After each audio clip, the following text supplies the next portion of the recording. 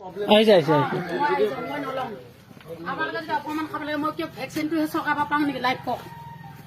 ঘৰ অৱস্থা চাওক ইমান মোৰ আজিলৈ এজন কাৰ্ড এখন গাঁও বহাই বনাই দিব লাগে নালাগে আপোনালোকে কওক এই ঘৰ মোৰ অৱস্থা চাওক মোৰ ছোৱালী কলেজত পঢ়িছে কলেজত মই চিট নাপাওঁ ৰেচন কাৰ্ডৰ কাৰণে অৰুণোদয় আঁচনি আহিছে অৰুণোদয় আঁচনি মোৰ জব কাৰ্ড আছে জব কাৰ্ডৰ মই পইচা নাপাওঁ আৰু চৰকাৰক যে আমি বিজেপি চৰকাৰক ভোট দিছোঁ পদুম ফুলত চৰকাৰক খালি ভেকচিনটোহে মোৰ পোৱা দায়িত্ব নেকি কথাটো হয়নে নহয় আপোনালোকে ভাবি চাওক আপোনালোকে দৰমহা পাই কাৰণে আপোনালোকে চলি আছে মই দিন হাজিৰা নকৰিলে মই চলিব না মই ডি চি ওচৰত গৈছিলো সত্য তাৰপিছত মই তাতো সাংবাদিকৰ ওচৰত গৈছিলো মই কথাখিনি জনাই ল'ম ভেকচিন মই ল'ম কিন্তু মোৰ প্ৰাপ্যখিনি মোক দিব লাগিব চৰকাৰৰ পৰা মই এইখিনি প্ৰাপ্য হয় না নহয় গতিকে মই ভেকচিন লোৱাটো ডাঙৰ কথা নহয় মোৰ মতাটোও লৈছে মোৰ মতাটো 5 দিন জত পৰি আছে মই একে 100 টকা মই ধাৰ বিচাৰি ফুৰিছোঁ মানুহৰ ওচৰত মই একদম চলিব মানে মই পানী এতিয়া আপোনালোকে চাওকচোন বস্তা পাই পাই মোৰ ছোৱালীজনী পঢ়ে বস্তা পাই পাই মোৰ ঘৰত এখন ভাল বিচনা নাই ইয়াত টিং কিনি চাওঁ এয়া হেৰি লগৰ ঘৰ বনোৱা এয়া নতুন টিং লগাইছি পুৰণা টিংখিনি খুলি দিছি গামবোৱা ঘৰৰ পৰা গামবোৱা দাদাকৰ ঘৰৰ পৰা মই 1500 টকা দি কিনি আনিছোঁ ইয়াত টিং গতিকে চৰকাৰে যে সেইখিনি ব্যৱস্থা নকৰে দুখীয়া মানুহক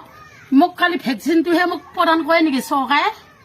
আপোনালোকে ভাবি চাওক আপোনালোকৰ ডিউটি কৰিছে আপোনালোকৰ একো দুখ নাই চৰকাৰে যিটো নিয়ম মাৰি কৈছে ময়ো মানিম মই ল'ম ভেকচিন মই মাছ মাৰিয়ে যাম কিন্তু মই দিন হাজিৰা কৰি খোৱা নাই মোৰ মাটি এক লোচা নাই বহা ভেটিটো বাঢ়িয়ে মই ছোৱালী এতিয়া সদায় 200 টকা মই কলেজ যাবৰ কাৰণে দিব লাগে মই ইমান মানে দুভগীয়া মানুহ মোৰ ঘৰতে এদিকে কুকুৰ সোমালে সেদিকে ওলাই যায় গতিকে আচলতে মোৰ ৰেচন কাৰ্ড এখন নাই কাৰেণ্টটো পাইছিলোঁ কাৰেণ্টটো শনিবাৰে কাটি লৈ গ'ল এতিয়া মানে এইখিনি বস্তু পালেহে আপুনি মই এইখিনি বস্তু পালে মই তেতিয়া মই বেজি নিজে যাই পেলাই ল'ম ভেকচিনটো ল'ব তেতিয়া মই ল'ম এতিয়া ডিচি ওচৰত গৈছিলোঁ মই গৈছিলোঁ সত্যকে কি বুলি ক'লে ডিচি আজি বন্ধ মই তাৰপিছতে ৰেচন কাৰ্ডৰ হেৰি এখন লিখি আনিছোঁ এয়া যা বহীখন লৈ আনিছোঁ পুলিচৰ নম্বৰ মই লিখি আনিছোঁ তাত বেনাৰ এখন মাৰি থৈ দিছে মই নিজে পুলিচৰ হেৰি মই বহি আনিছোঁ মই উলিয়াই দিম মই লিখিব পঢ়িব জানো মই ইমান অবুজ ছোৱালী নহয় কাৰণ কিয় মই ইমান দুখীয়া মানুহ মোৰ খেতি মাটি এক লোচা মাটি নাই মই গুৰিয়ে মিয়াই হাজিৰা কৰি ফুৰিব লাগে মই এতিয়া আগতীয়াকৈ লগৰ পইচা আনি থৈ দিছোঁ চয়ীব বুলি কয় গুৰিয়াটোৰ নাম তাৰ পৰা মই এতিয়া 1000 টকা আনি থৈ দিছোঁ ধান কাটি দিম বুলি মই হাজিৰা কৰি দিবই লাগিব মোৰ ছোৱালীজনী এডমিশ্যনৰ কাৰণে কিন্তু পইচা নল'লে কলেজত